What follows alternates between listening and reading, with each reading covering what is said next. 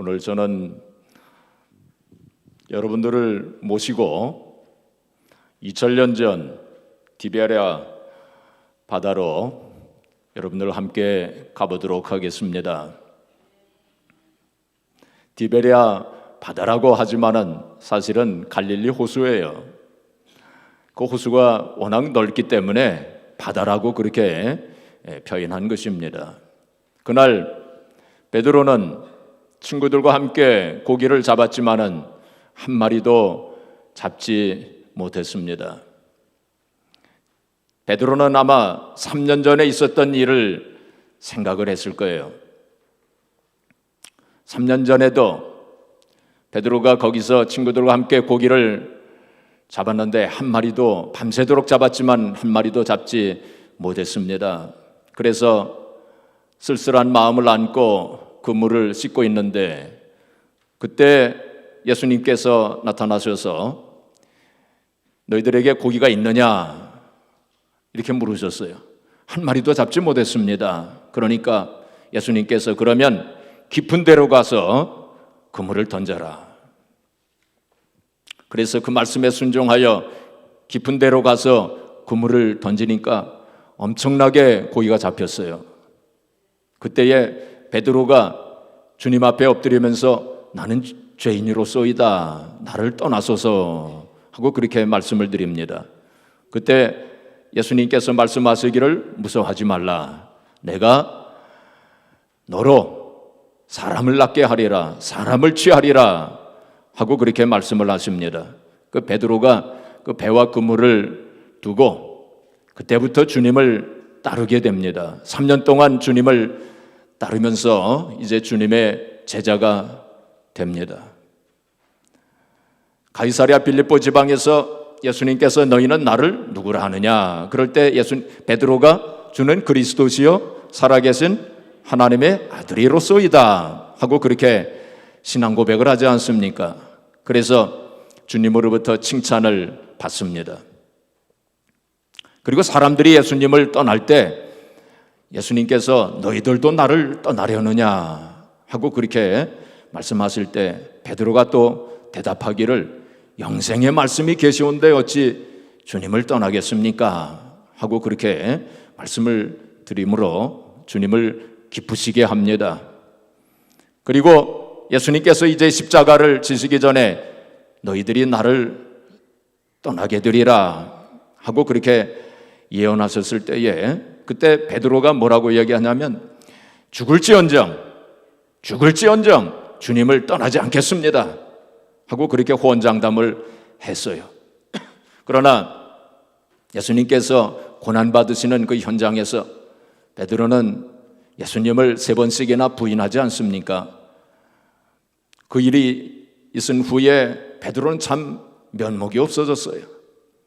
예수님께서 부활하셨지만은 예수님을 배울 면목이 없었어요. 그래서 그는 옛날 직업으로 다시 돌아가야 되겠다 하고 그렇게 생각을 하고 이제 디베랴 바다로 가지 않습니까? 그때의 친구들 6이 그 베드로를 따라가지고 그 디베랴 바다로 가가지고 거기서 이제 고기를 잡게 되는데 밤새도록 고기를 잡았지만은 한 마리도 잡지를 못했어요. 그때 예수님께서 해변에 나타나셔서 너희들에게 고기가 있느냐 하고 물으십니다. 그러니까 한 마리도 잡지 못했습니다 하고 말씀을 드리죠. 그때 예수님께서 그러면 오른편으로 어느 편이에요? 오른편으로 그물을 던지라 하고 주님 그렇게 말씀하십니다. 그래서 오른편으로 그물을 던졌더니 고기가 엄청나게 잡힌 거예요. 그래서 너무 놀래가지고 그걸 세보았던 모양이에요. 얼마나 잡혔나 이건 참 기적이다 그러면서 아마 세보았던 모양이에요. 그래서 153마리를 잡았다고 성경에 기록을 하고 있습니다. 그리고 예수님께서 그 해변에 숯불을 피워놓으시고 그리고 떡을 구우시고 또 생선을 이렇게 구우시면서 제자들에게 얘들아 와서 아침을 먹자 하십니다. 그것이 오늘 이제 본문의 내용입니다. 오늘 본문의 내용은 우리가 인생을 살면서 어떠한 삶의 자세와 어떠한 신앙의 자세를 가지고 살 것인가, 거기에 대한 말씀입니다. 우리가 이 세상 살면서 이 세상이 참 급속도로 변하지 않습니까? 이 세상이 앞으로 어떻게 될지 모르는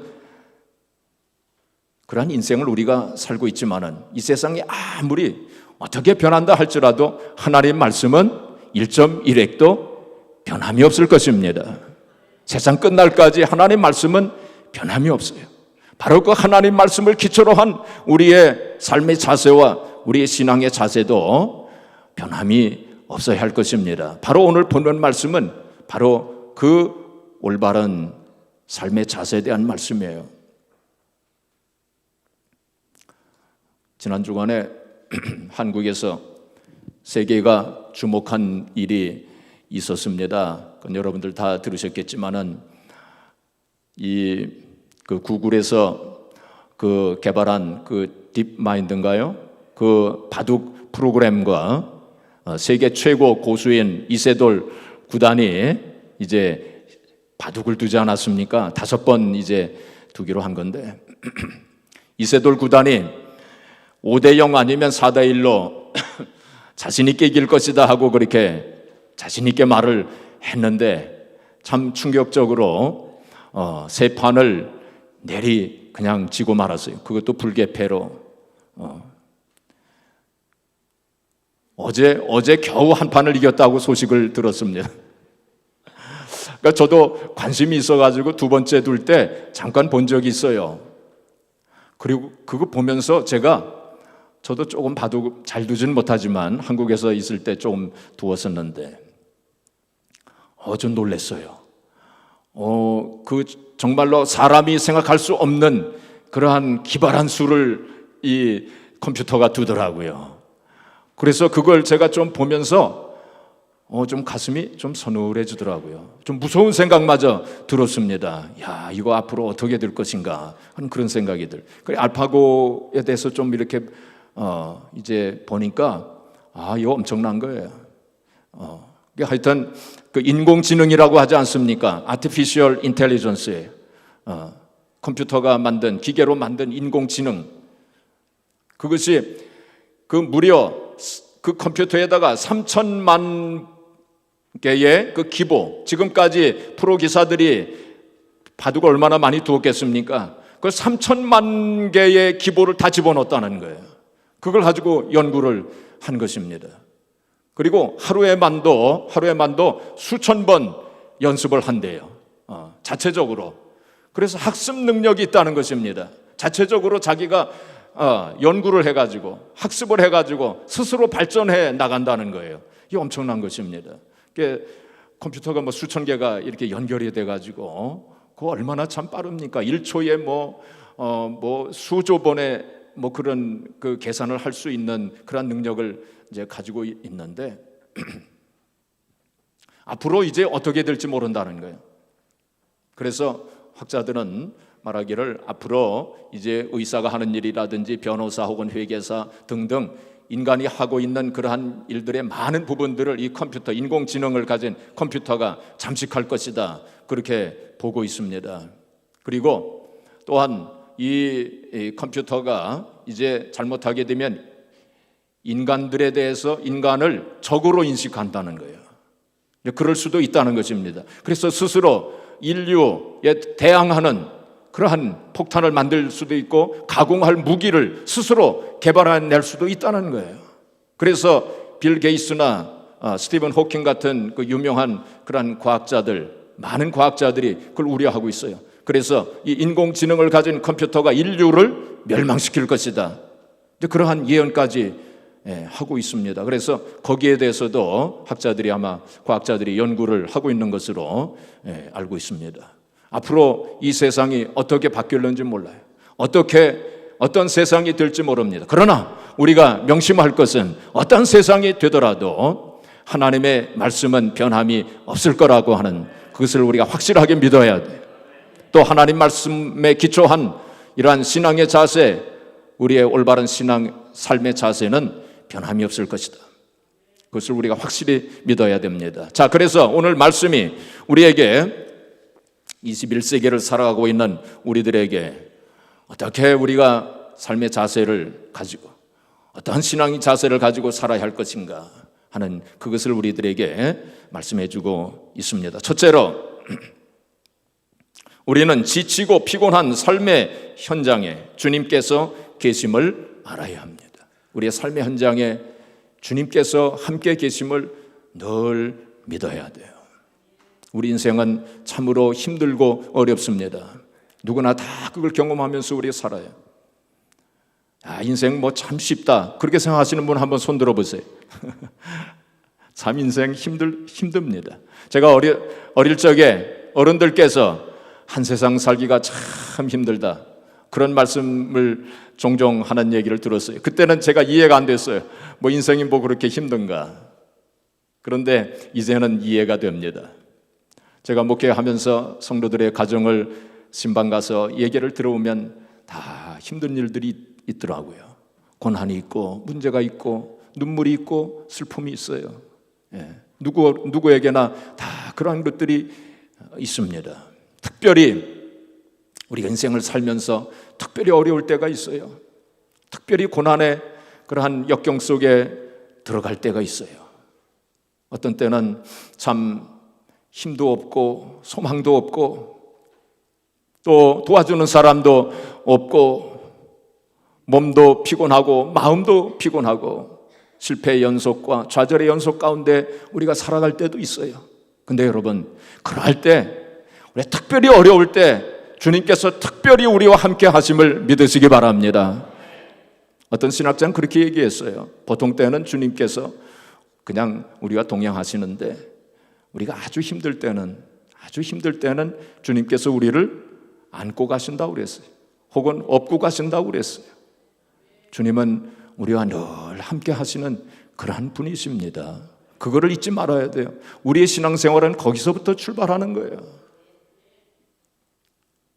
혹시 여러분들 가운데 지금 그 고난의 골짜기를 지나가고 계시는 분이 있습니까? 실패의 연속, 좌절의 연속 가운데 힘도 빠지고 소망도 없는 그런 삶을 혹시 살아오고 계시지는 않습니까? 여러분, 이럴 때 주님께서 나와 함께 하심을 확실하게 믿으시기를 바랍니다. 어떤 사람이 이런 시를 썼어요. 그때에도 주님은 함께 하셨습니다. 홀로라고 외로워하고 있을 때, 왜 나만이 남았느냐고 울고 있을 때에도, 모든 것이 끝났다고 절망하고 있을 때에도 주님은 함께 하셨습니다. 텅 빈 예배당에서 홀로 기도하고 있을 때에도, 홀로 찬양하고 있을 때에도 주님은 함께 하셨습니다. 빈 방에서 홀로 눈을 감고 슬퍼할 때에도, 갈 곳도 없이 거리를 헤매일 때에도 주님은 길이요 진리요 생명이 되시어 주님은 함께 하셨습니다. 그렇게 고백했습니다. 요한 웨슬레 목사님은 이렇게 말했습니다. The best of all is God is with us. 가장 좋은 사실은, the best thing, 가장 좋은 사실은 하나님께서 우리와 함께 하신다는 사실입니다 라고 그렇게 얘기했어요. 자, 그런데 말이죠, 오늘 말씀 가운데 보면은 주님께서 그 해변에 나타나시고 제자들과 함께 하시지 않았습니까? 그런데 4절에 보시면은 날이 새어갈 때 예수께서 바닷가에 서셨으나 제자들이 예수이신 줄 알지 못하는지라. 예수님께서 함께 하셨다는 사실을 알지를 못했다는 거예요. 많은 사람들이 주님께서 함께 하시는데도 그 사실을 알지 못하고 있어요. 우리와 함께 하시는데도 주님께서 함께 하시는 그것을 알지 못해요. 그러면서 나는 혼자다, 나는 외롭다 라고 그렇게 생각하는 사람들이 많다는 거예요. 그래서 우리가 올바른 성도의 삶을 살기 위해서는 늘 주님께서 나와 함께 하심을 믿어야 돼요. 둘째로, 우리는 주님 앞에서 우리의 연약함과 무력함을 겸손히 고백해야 됩니다. 베드로가 뭐라고 했습니까? 아무것도 없습니다. 아무것도 잡지 못했습니다. 여러분, 우리가 이 세상에 살면서 물질을 소유하든지 아니면 권력이나 명예를 소유하든지 그런 것은 다 일시적이에요. 다 지나가 버리고 맙니다. 남는 것은 아무것도 없어요. 해밍웨이가 노벨 문학상을 타지 않았습니까? 노인과 바다라고 하는 소설을 썼는데, 지난번에도 말씀을 드렸지만은 그가 그 소설 가운데 한 노인이 멕시코만에 작은 배를 가지고 고기를 잡지 않습니까? 3개월 동안이나 고기를 잡았는데 한 마리도 잡지를 못했어요. 근데 하루는 낚싯대에 큰 물고기가 걸려들은 거예요. 그래가지고 3일 동안을 사투를 벌입니다. 그래가지고 겨우 그걸 잡지 않습니까? 근데 너무 커가지고 그 배에 들어가지를 않아요. 그래서 배꼬리에 그것을 매달고 자기 항구로, 자기 집으로 오지 않습니까? 그런데 그러는 동안에 상어들이 전부 살점을 다 뜯어 먹어가지고 나중에 집에 와서 보니까 뼈다귀만 남았어요. 해밍웨이는 바로 인생의 무상함을 그 소설을 통해서 표현한 거예요. 자기 자신이 인생의 무상함과 인생의 허무함을 느낀 거예요. 결국 그는 장총을 가지고 스스로 목숨을 끊지 않습니까? 여러분, 그 해밍웨이가 정말 예수님을 알았다면 그렇게 하지 않았을 거예요. 예수님 없는 인생 참으로 허무하고 무의미한 것입니다. 예수님 없는 물질, 그거 아무것도 아닙니다. 예수님 없는 성공, 그거 아무것도 아닙니다. 예수님 없는 명예, 예수님이 빠진 권력, 그거 아무것도 아닙니다. 다 무상한 것입니다. 허무한 것입니다. 다 지나가 버리고 마는 거예요. 스타워즈와 인디아나 존스를 만든 영화 감독 조지 루커스라는 사람이 아주 유명한 사람이죠. 이 사람이 자서전을 냈어요. 그가 돈을 얼마나 많이 벌었습니까? 억만장자가 되고 얼마나 참 유명한 사람이 되었습니까? 근데 이 사람이 그 자서전에서 이렇게 고백을 했습니다. 나는 쉴 줄도 모르고 열심히 성공을 위해서 달려간 인생을 살았다. 자신이 무엇인가를 이루어야 된다고 생각하여 나는 불철주야 뛰는 인생을 살았다.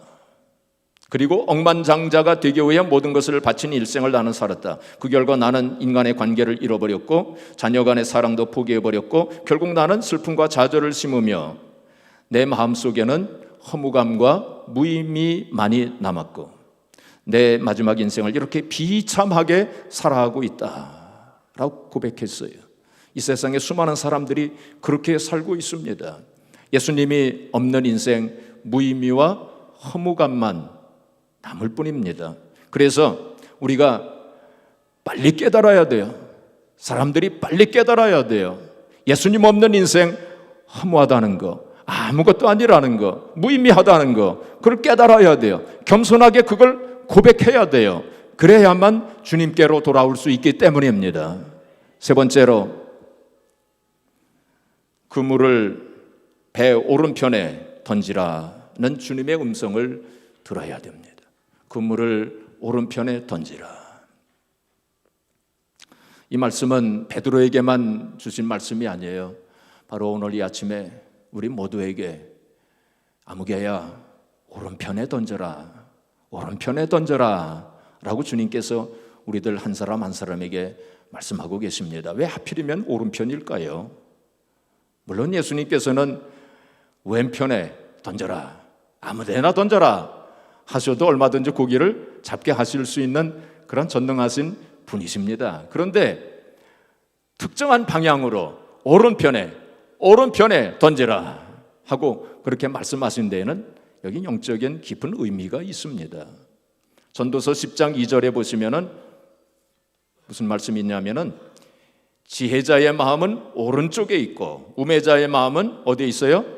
왼쪽에 있느니라. 여기 한번 같이 또 읽어보겠습니다. 시작. 지혜자의 마음은 오른쪽에 있고 우매자의 마음은 왼쪽에 있다. 그렇게 말씀했어요. 지혜자의 마음은 오른쪽에 있고 어리석은 자의 마음은 왼쪽에 있다. 그렇게 말씀했습니다. 바로 오른편이 어떤 쪽이냐? 바로 올바른 삶의 자세와 또 올바른 신앙의 자세, 올바른 신앙의 방향, 올바른 삶의 방향을 말씀하고 있는 거예요. 마태복음 25장에 보시면은 예수님께서 그런 비유의 말씀을 이제 하셨습니다.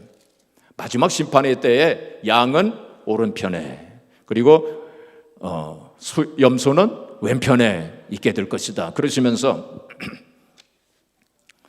34절에 보시면 오른편에 있는 자들에 대해서 말씀을 하시기를 그때 임금이 그 오른편에 있는 자들에게 이르시되 내 아버지께로 복받을 자들이여 나와 창세로부터 너희를 위하여 예비된 나라를 상속받으라.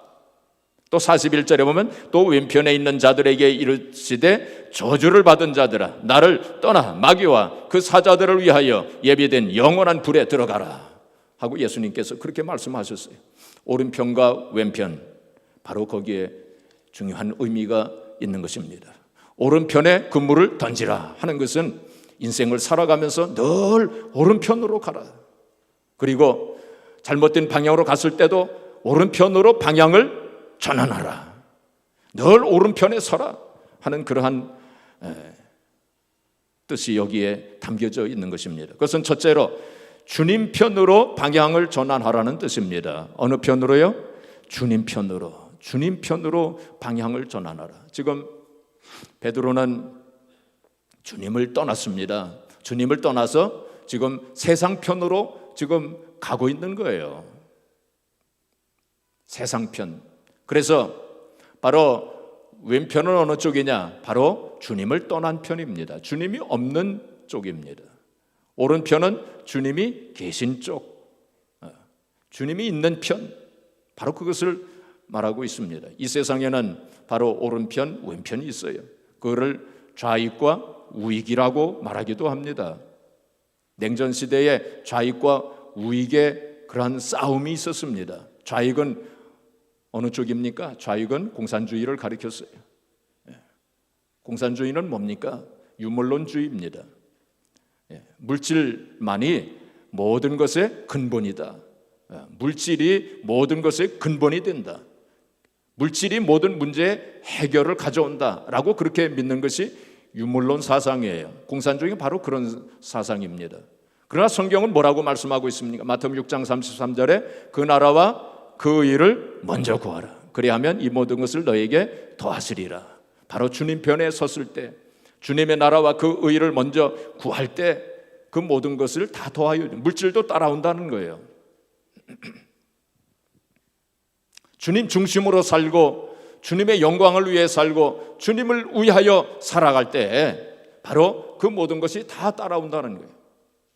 그래서 우리는 어떠한 삶과 형편 속에서도 주님 편에, 세상 편에 서지 말고 세상 편으로 갔다가도 바로 방향을 전환해야 돼. 주님 편으로 방향을 전환하는 그런 삶을 우리가 살아야 돼. 둘째로 오른편으로 던지라고 하는 그 말씀은 바로 구원편으로, 어느 편이에요? 구원편으로 방향을 전환하라, 그런 뜻입니다. 예수님께서 골고다 언덕에서 십자가를 지실 때 좌우편에 오른쪽 왼쪽에 강도 둘이 십자가에 못 박혔습니다. 왼편에 있는 강도는 어떻게 했어요? 예수님을 조롱하고 비웃었습니다. 근데 왜 오른편에 있는 강도는 회개했어요. 그리고 예수님을 영접하고 구원을 받았습니다. 이 세상에 있는 모든 사람들은 다 사실은 강도들이라고 할 수 있어요. 십자가에 못 박혀 죽을 수밖에 없는 그러한 강도들입니다. 우리들도 사실은 다 강도들이에요. 근데 이 세상에 있는 모든 사람들은 왼편에 있는 강도냐 오른편에 있는 강도냐, 둘 중에 하나입니다. 그래서 우리는 오른편에 있는 강도가 되어가지고, 그래서 회개하고 주님을 영접하고 구원받는 쪽으로 가야 된다는 거예요. 그래서 오른편으로 구원받는 쪽으로, 그래서 영혼 구원에 대해서, 영적인 구원에 대해서 늘 우리 관심을 가지고, 나의 영혼 구원에 대해서 늘 관심을 가지고 그쪽으로 가야 돼요. 나의 자녀들의 영혼 구원에 대해서 늘 관심을 가져야 돼요. 무관심해서는 안 됩니다. 우리의 자녀들이 지금 어느 쪽으로 가고 있는지 무관심해서는 절대로 안 돼요. 불신자들의 영혼 구원에 대해서 우리가 관심을 가지고 기도해야 돼요. 영혼 구원에 대해서 오른편으로 늘 생각을 해야 돼요. 그래서 우리가 각 목장마다 우리 선교사님들을 정해가지고 기도로 후원하고 또 물질로 후원하는 그런 일을 하고 있습니다. 그 가장 중요한 일이기 때문에, 그래서 우리가 최대한도로 여러분들이 할 수 있는 대로 최대한 대로 후원하고 그리고 기도하고 그렇게 하세요. 이번에 또 우리 온두라스에 또 단기 선교를 우리가 계획을 하고 있어요. 이 온두라스 가보면은 정말 황금어장입니다. 황금어장이에요. 그 복음을 몰라요. 대부분 몰라요. 그들이 천주교라고 뭐 말을 하긴 하지만은 전혀 그 복음을 몰라요. 얘기해 보면 전혀 복음을 몰라요. 그래서 그들에게 우리가 복음을 전해야 돼요. 어떻게 해서라도. 황금어장입니다. 그래서 이 일에도 우리가 열심히 기도하고 또 함께 참여하고 우리가 그렇게 해야 돼요. 늘 영혼 구원에 대해서 관심을 가지고 우리가 살아야 됩니다. 늘 오른편으로 가야 돼요. 마지막으로 우리가 이 오른편으로 그물을 던지라고 하는 것은 믿음편으로, 어느 편이에요? 믿음편으로 우리의 방향을 전환시켜야 됩니다. 베드로가 밤새도록 고기를 잡았지만은 한 마리도 잡지를 못했어요. 그때 예수님께서 오른편으로 던지라 하고 그렇게 말씀을 하셨을 때, 예수님, 그 말도 안 되는 소리 하지 마세요. 저는 이 어장에서 잔뼈가 굵은 사람입니다. 고기 잡는 일에 대해서는 제가 예수님보다, 주님보다 더 잘할 것입니다. 밤새도록 고기를 잡았는데 지금 뭐 오른편으로 그물을 던진다고 해서 그게 잡히겠습니까? 그거 안 됩니다.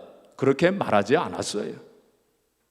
그리고 그는 자기의 생각 혹은 자기의 지혜, 경험과 상식으로 생각해 볼 때 참 이해가 되지 않는다 할지라도 그 주님의 말씀에 온전히 순종했습니다.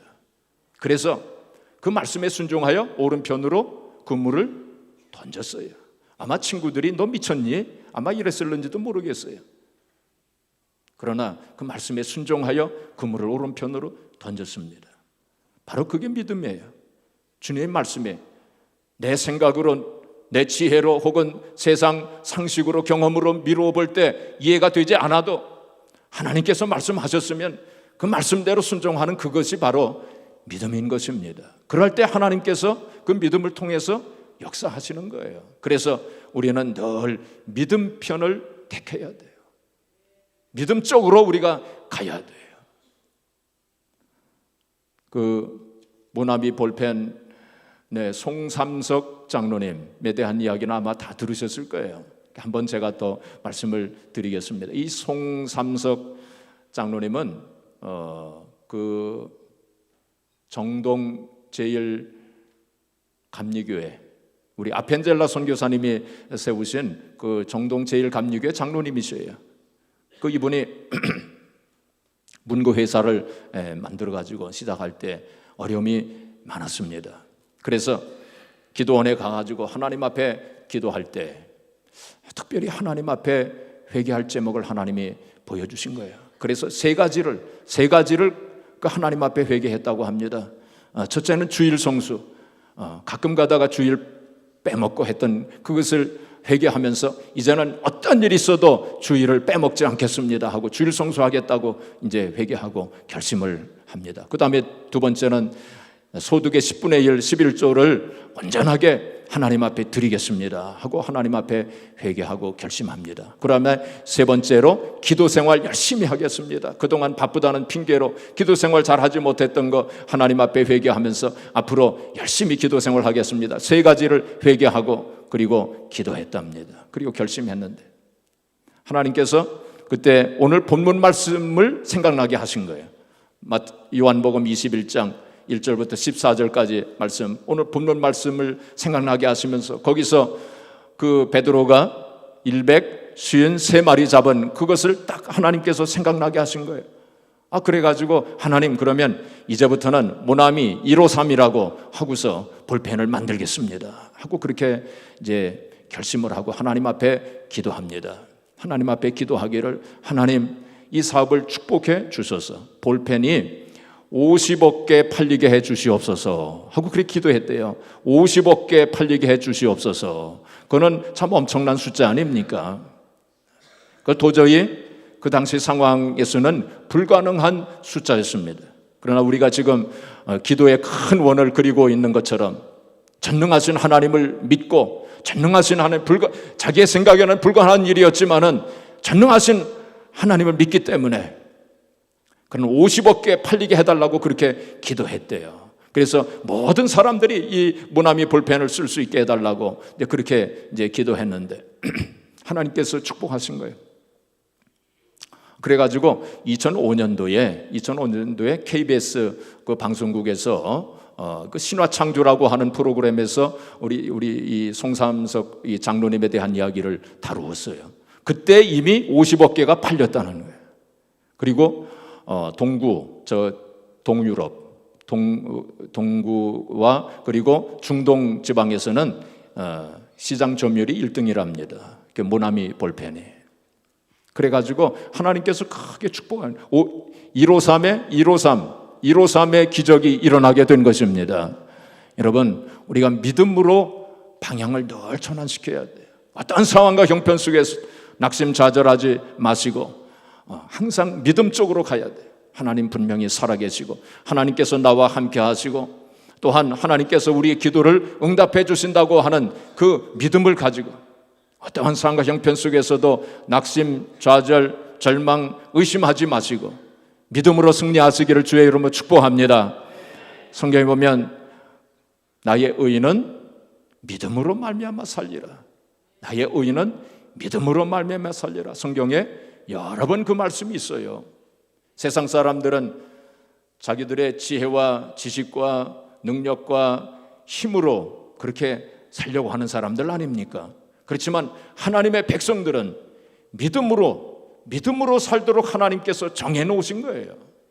아무리 힘이 있고 능력이 있고 백그라운드가 있어도 믿음으로 살지 아니하면 하나님께서 축복하시지 않습니다.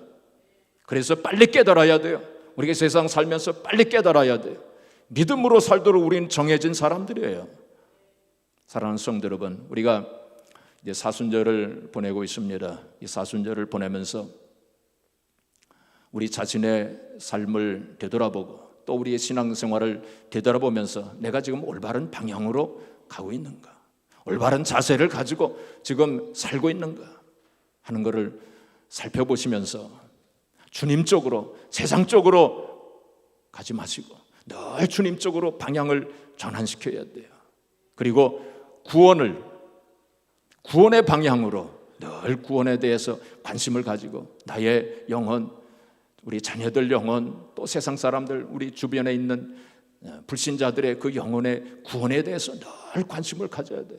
주님께서 거기에 관심이 있으시기 때문에 우리도 거기에 관심을 가져야 돼요. 그리고 믿음의 방향으로, 의심하는 쪽으로 가지 마시고 늘 믿음 쪽으로 가셔야 돼요. 믿음 쪽으로 방향을 전환하셔서 정말로 하나님의 살아계심을 확실하게 믿고, 그래서 정말 베드로에게 일어났던 일이 우리에게도 일어나 153의 기적이 일어나므로 하나님 앞에 영광을 돌리시고 또 하나님의 영광을 보는 저와 여러분들이 되어지기를 주님의 이름으로 축복합니다.